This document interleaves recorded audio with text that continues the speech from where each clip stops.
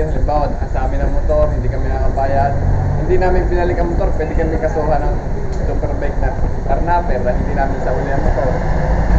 Ngayon naman, papel na namin na kinukuha namin, hindi naman naibigay.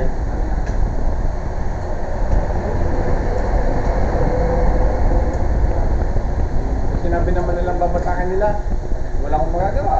Kaya ang hamon sa akin kaliwaan, kaya ako'y nangutang. Sinabi ko nila kung kaliwaan, sir, pagkamit nyo ng pera, bibigay din namin ng papel. Kaya kahit na kinapalan ko ng mukha ko sa bibili, pag-una ka na pare. Ang papel na may sigurado. Kaya ngayon, ako pinahanap ng papel, wala man ako naibigay. Pwede nila akong kusuhan, ang may manluloko.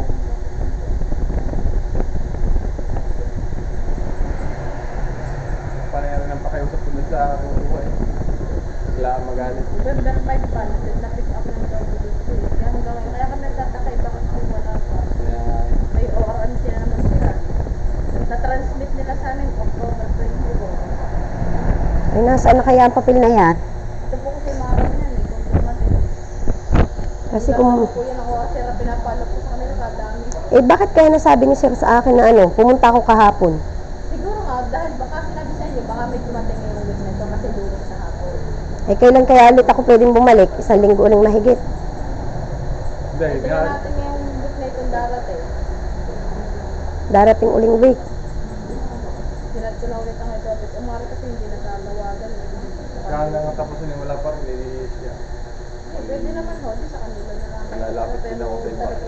Kasabi mo po sa akin ng MP na. Dahil lahat naman, Pinicturean din naman po kung kailan date na nila Lahat napadala. naman ang- October 24. November 5 na-pick up na daw po ng WFC. lahat naman ng pagpunta namin, lahat naman ng pagpupulong namin ni Sir, lahat ng sinabi niya naka-record kasi bukod na kaya harap sa kanya, nire-record namin. Pati yung sinabi niya sa akin na kaliwa, naka-record din yun. Charlie po yung charge ka na Charlie. Kaya kami, Wala naman po kami nagagawin. sige nga, papalo up na lang. Kahapon, inanabi sa akin yung isang araw pa lang. Kahapon wala si MC. Kami Dati naman sa akin, pinapunta daw kayo. Sabi ko na kung hindi pa uli. Napalo ko na wala pa kang nagaling. Kami naman ayos ka po lang eh. Pre, pilihan niya kami, may pagkakamali kami at tagalan. Pero yung mga sinabi niya sa amin na wala nang problema, basta bayaran ko yung halaga. Ginawa namin ng paraan. Sabi, pag narakot ako na lang ulit, tapos chinat ko po, tinatanong ko. Alam mo, okay na, pagbibigay mo pwede, wala, ayos na, okay na ulit.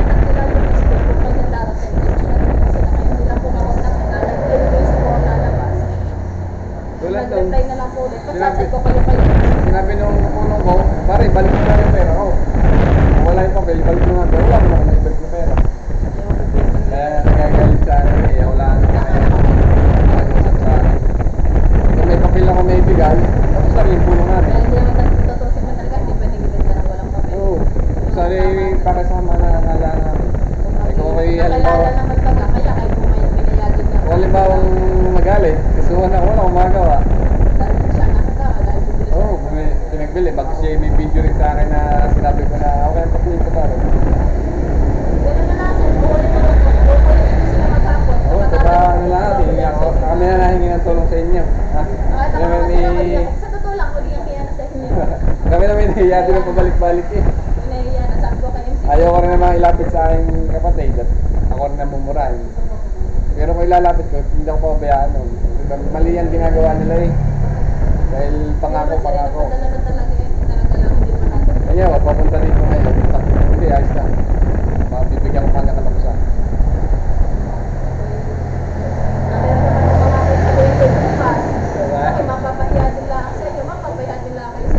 Dahil yung kapulong ko, itinawag sa kapatid ko. Bakit daw ganyan ang pulong namin? Sabi ko, nasa superbike ng daw ang kapili. Hindi nga lang ibigay sa akin. Bigyan ko mga paraan. Nakakasama naman.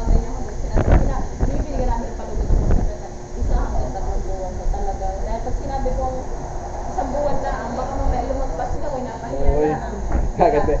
Sabi naman ni Tropa, pare, yari kaliwaan. Sa akin,